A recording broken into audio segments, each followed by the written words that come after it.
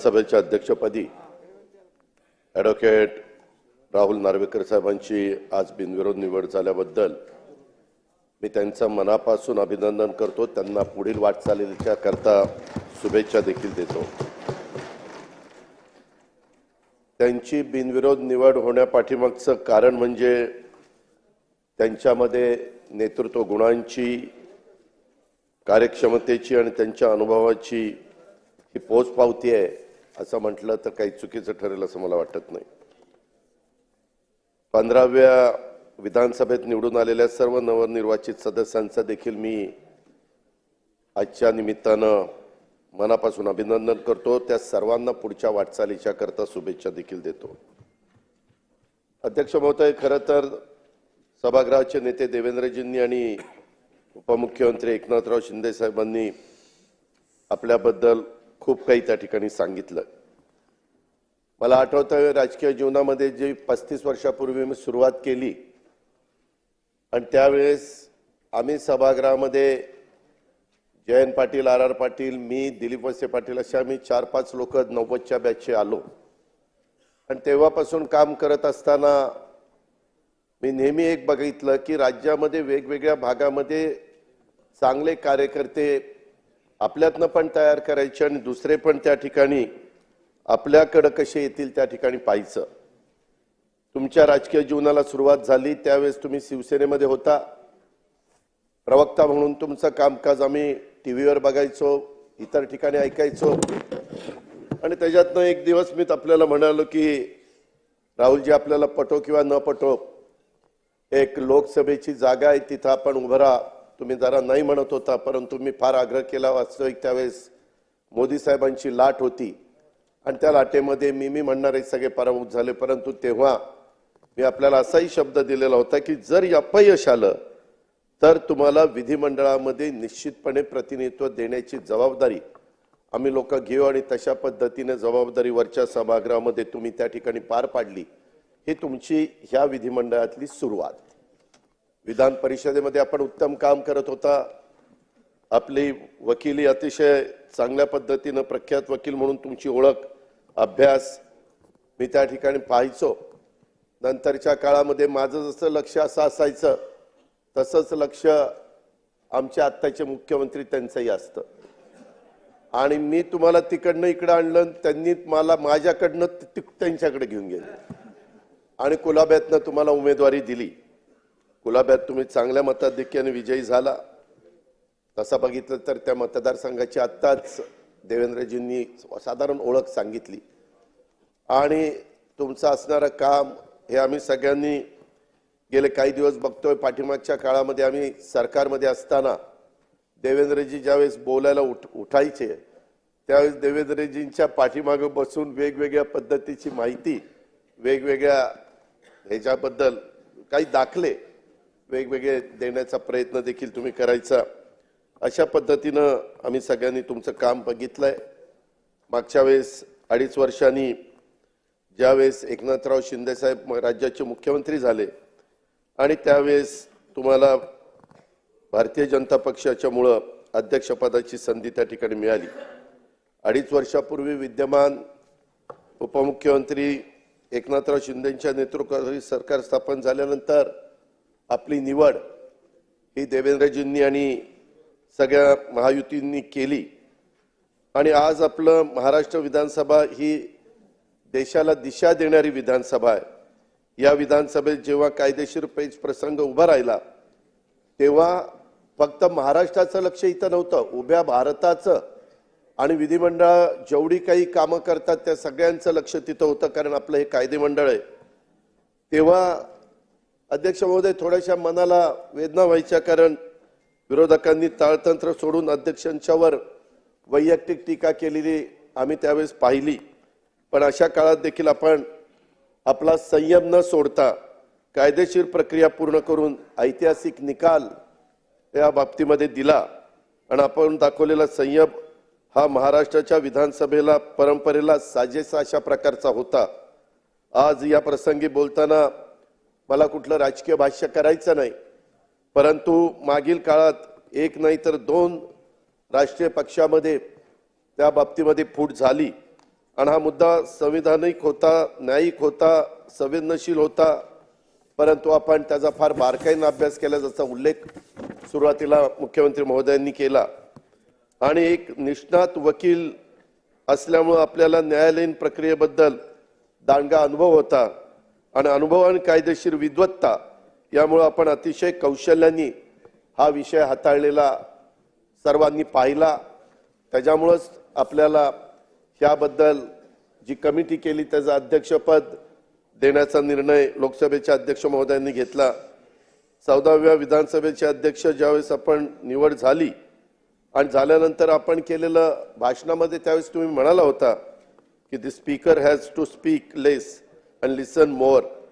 गेल्या 2.5 वर्षाच्या काळात आपण हे वाक्य खरं करून दाखवलं, हे आम्ही सगळ्यांनी पाहिलेलं आहे. मी त्याच्याबद्दल आपलं खरोखरीच मनापासून अभिनंदन करतो, मनापासून कौतुक करतो.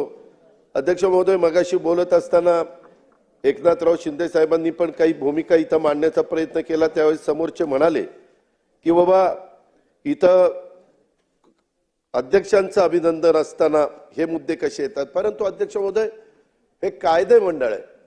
शेवटी इथं ज्या ज्या गोष्टी घडतात, आज सभागृहाचे नेते काय बोलले, समोरचे लोक काय बोलले, इतर सहकारी काय बोलले, निवडणुकीच्या काळामध्ये आपण सगळ्यांनी बघितलं अध्यक्ष महोदय, अनेक जण स्टेजवर संविधान हातामध्ये घ्यायचे. संविधान हातामध्ये घेतलं म्हणजे संविधानाबद्दल आदर वाटतो का? आणि जे संविधान हातामध्ये घेत नाही त्यांचा आदर नाहीये का? असं नाहीये. प्रत्येक बाबतीमध्ये संविधान दिनाच्या संदर्भातली सुरुवात आणि इतर दाखले हे मगाशी इथं दिलेले आहेत. परंतु सर्वांना संविधानाच्या बद्दल तरतुदी त्यांनी एकतर त्याच्यामध्ये नुसतंच हातात घेतलं. मगाशी तर एकनाथराव म्हणले शिंदे साहेब की ते कोरच होतं, त्या खोलात मला जायचं नाही. परंतु संविधानाच्या तरतुदी त्यांनी एकतर वाचल्या नाहीत असं माझं मत आहे, किंवा वाचून ते त्यांचं उल्लंघन करत आहेत असं त्याच्यामध्ये म्हणावं लागेल. अध्यक्ष महोदय, संविधानाच्या अनुच्छेद 188 मधील तरतुदीनुसार प्रत्येक निवडून आलेल्या सदस्यांनी त्यांचे स्थान ग्रहण करण्यापूर्वी शपथ घेणं हे आवश्यक आहे. हे आपल्यालाही माहिती आहे. शपथेवर बहिष्कार म्हणजे या तरतुदीचा सरळ सरळ भंग आहे. मला त्या दिवशी प्रेसने विचारलं पहिल्या दिवशी, अरे कोणी बहिष्कार घातलाय? म्हटलं आजच्या दिवस बहिष्कार आहे, उद्या जर नाही शपथ घेतली तर यांना सभागृहात बसता येणार नाही. उद्या गप गुमानी शपथा घेतील, काय काळजी करू नका. जरा कळ काढा. कळ काढली की शपथा त्या ठिकाणी झाल्याच. अध्यक्ष महोदय, संविधानाच्या अनुच्छेद आर्टिकल 324 नुसार निवडणूक घेण्याचा अधिकार हा निवडणूक आयोगाला दिलेला आहे, कायद्याने दिलेला आहे, नियमाने दिलेला आहे, देशाने दिलेला आहे. हा सामान्य जनतेला अधिकार नाही आहे. अध्यक्ष महोदय, अनुच्छेद 329 मधील तरतुदीनुसार एखाद्या सदस्याच्या निवडीला जर आव्हान द्यायचं असेल तर ते इलेक्शन पिटिशन न दाखल करून द्यावं लागतं. इलेक्शन पिटिशन दाखल करून ते द्यावं लागतं. या संविधानातील मार्गाचा वापर करणं आवश्यक आहे. उगीच काहीतरी स्टंटबाजी करायची, मार्कडवाडी करता आम्हालाही आपलेपणा आहे, प्रेम आहे, जिव्हाळा आहे, पण कारण नसताना एक असा भाऊ करायचा. एक तर कधीतरी लक्षामध्ये घ्या की आपला करेक्ट कार्यक्रम झालेला आहे, त्याच्यामध्ये आपल्याला जनतेने नाकारलेलं आहे. त्यामध्ये जर आकडे काढायचं म्हटलं तर इतक्या मोठ्या प्रमाणावर म्हणजे 48% महायुतीला मतं आहेत आणि 33% समोरच्यांना मतं आहेत. आता एवढा फरक असल्यानंतर दारुण पराभव होणार तरी देखील काही ना काही आकडे, मी आज त्याच्याबद्दल जास्त बोलणार नाही. नागपूरच्या अधिवेशनामध्ये मी सांगित, काही काहींनी सांगितलेलं आहे हे इतके मतं मिळाली आणि मग इतके निवडून आले आणि त्यांचे इतके मिळाले. ते सगळं मी दाखवीन, सभागृहालाही दाखवीन, सभागृहाच्या माध्यमातून महाराष्ट्रालाही दाखवीन. आमची बाजू खरी आहे, त्याच्यामध्ये कुठेही खोट नाहीये. जनतेने आमच्यावर विश्वास दिलेला आहे आणि या विश्वासाला आम्ही पण, अध्यक्ष महोदय, ज्यावेळेस 5 महिन्यापूर्वी लोकसभेच्या निवडणुका झाल्या त्यावेळेस महायुतीला 42 पॉइंट काही टक्के मतं होती आणि आघाडीला 43% मतं होती. 0.6% फरक होता, पॉइंट म्हणजे अर्धा टक्क्याच्या आतच. तरी देखील आमच्या जागा किती आल्या? आमच्या जागा 17 आल्या आणि यांच्या जागा 31 आल्या. आम्ही रडत नाही बसलो. ठीक आहे, जनतेचा कौल आहे. तेव्हा ईव्हीएम कसं चांगलं वाटत होतं, तेव्हा गारगार वाटायचं, ईव्हीएम चांगलं वाटायचं. आणि आता गारगार वाटतंय का गरम वाटतंय ते तुमचं तुम्हीच बघा. अध्यक्ष महोदय, संविधानाच्या भाग 3 मध्ये तुमचं आमचं सर्वांचं नागरिक म्हणून मूलभूत हक्क नमूद केलेले आहेत. त्यात भाषण स्वातंत्र्य, इतरही अनेक स्वातंत्र्य आहेत. त्यात नमूद केलेले हक्क देणं शासनावर बंधनकारक आहे. त्यात कुठेही समांतरपणे पुन्हा निवडणूक घेण्याचा हक्क नाही. संविधानातील त्या यंत्रणाचे अधिकार, मग ते न्यायालय असो, निवडणूक आयोग असो, त्यांनीच ते वापरले पाहिजेत. नाही तर अराजक माजेल. घटनेचे शिल्पकार डॉक्टर बाबासाहेब आंबेडकरांनी हे ओळखूनच प्रत्येकाचे अधिकार व अन्याय झाला तर न्यायासाठी प्रक्रिया ठरवून दिलेली आहे, तिचा वापर त्या ठिकाणी केला पाहिजे. त्या प्रकारे न्याय मागण्याचा प्रयत्न अध्यक्ष महोदय केला पाहिजे. आज आपण ज्या पदावर बसलेला आहेत, मला एका गोष्टीची जाणीव आहे की सभागृहामध्ये संख्या जर बघितली, अध्यक्ष महोदय 62ला म्हणतात की 222 समोर सत्ताधारी पक्षाचे होते आणि बाकीचे विरोधी पक्षाचे होते. महाराष्ट्राच्या इतिहासामध्ये पहिल्यांदा 288 जागा निवडून देत असताना 237 आमदार महायुतीचे निवडून आले. 237. अनेकांच्या लाटा आल्या, अनेकांच्या लाटा गेल्या, परंतु इतकं निर्विवादपणे बहुमत कुणालाही मिळालेलं नव्हतं. अरे मान्य करा, आता कुठेतरी डोळे उघडा. लोकही म्हणतील की काय चाललंय यांचं, किती दिवस रडीचा डाव खेळणार आहे. खुल्या मनाने आम्ही जसं लोकसभेला खुल्या मनाने मान्य केलं आणि नंतर पुन्हा तिघांनी ठरवलं की आता पुन्हा लोकांच्या समोर जायचंय. आमदार तर निवडून आले पाहिजेत, सरकारशिवाय निर्णय घेता येत नाही. आणि त्याच्यातनं आम्ही लाडकी बहीण आली. लाडक्या बहिणीनं आम्हाला सगळ्यांना इथं बसवलं, हे लक्षात ठेवा. जे आहे ते आहे, मान्य करायला शिकलं पाहिजे. अध्यक्ष महोदय, एक गोष्ट खरी आहे, परंतु आता इथून पुढे सभागृहाचं कामकाज चालत असताना इतकं मोठ्या प्रमाणावर गुलाबी जॅकेट आज इकडे दिलंय, काय अडचण आहे? अडचण आहे. मुख्यमंत्र्याला दिलंय. आता तुम्हाला गुलाबी, तुम्हाला कलरच कळत नाही, आता कलर पण विसरायला लागले. काय करायचं काय? 208 कलर विसरायला लागले. हा मला यांनी सांगितलं 208. त्याच्यामुळे अध्यक्ष महोदय, आम्ही कुठली जॅकेट घालायची, काय घालायची ते आमचं आम्ही घालू ना. तुम्हाला जॅकेट घालायची का नाही घालायची ते तुमचं तुम्ही ठरवा. त्यामध्ये अध्यक्ष महोदय, इथून पुढं मुख्यमंत्र्यांनी सांगितलेलं ते खरं आहे. अध्यक्ष महोदय, खूप जण आम्ही तुमचं चेंबर बघायचो, आम्हाला ते चांगलं वाटलं, तुम्ही लगेच मुख्यमंत्र्यांचं केलं. नंतर आमच्या दोघांची केली, म्हणजे उपमुख्यमंत्र्यांची.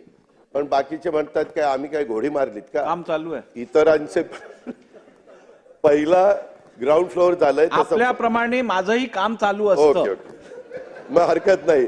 ते काम चालू आहे तर आम्ही कुठेही निधीची कमतरता पडून देणार नाही. अध्यक्ष महोदय, काही काही गोष्टी सभागृहातल्या लोकांच्या करता, सन्माननीय सदस्यांच्या करता ह्या झाल्या पाहिजेत. कधी कधी आपण लक्षात घेत नाही, परंतु मनोरा आमदार निवास हे वेळेमध्ये पूर्ण करण्याच्या करता ह्या बाकीच्या सगळ्या आमदारांच्या करता फार गरजेचं आहे. आपण अतिशय चांगला प्लॅन केलाय, त्याच्याबद्दल दुमत नाही अध्यक्ष महोदय, परंतु विक्रमी वेळेत ते पूर्ण व्हावं आणि लवकरात लवकर सगळ्या आमदारांना दोन्ही बाजूच्या चांगल्या दर्जाच्या निवासाची व्यवस्था त्या ठिकाणी व्हावी, अशा प्रकारची अपेक्षा मी या निमित्तानं या ठिकाणी करतो.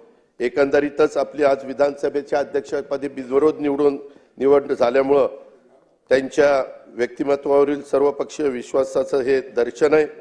मी त्याच्याबद्दल विरोधी पक्षाच्या पण सन्माननीय सदस्यांचा, त्यांच्या गटनेत्यांचा पण आभार मानतो की ही निवडणूक बिनविरोध करण्याच्या करता त्यांनी पण मनाचा मोठेपणा दाखवला. निर्विवादपणे आपण निवडून येणार होता ही तर काळ्या दगडावरची रेघ आहे, पण तरी देखील त्याच्यात एक मनाचा मोठेपणा ह्या समोरच्यांनी दाखवला, त्याबद्दल मी त्यांनाही धन्यवाद देईल. अध्यक्ष महोदय, आपल्या नेतृत्वाखाली आपल्या विधानसभेचं काम अधिक परिणामकारक आणि लोकहितकारी होईल याबद्दल आमच्या कुणाच्याही मनामध्ये तिळमात्र शंका नाही. मी पुन्हा एकदा आपलं अभिनंदन करतो. तुम्हाला पुढच्या वाटचालीच्या करता मनापासून शुभेच्छा देतो. धन्यवाद आणि थांबतो. जयंत पाटील साहेब. अध्यक्ष महोदय,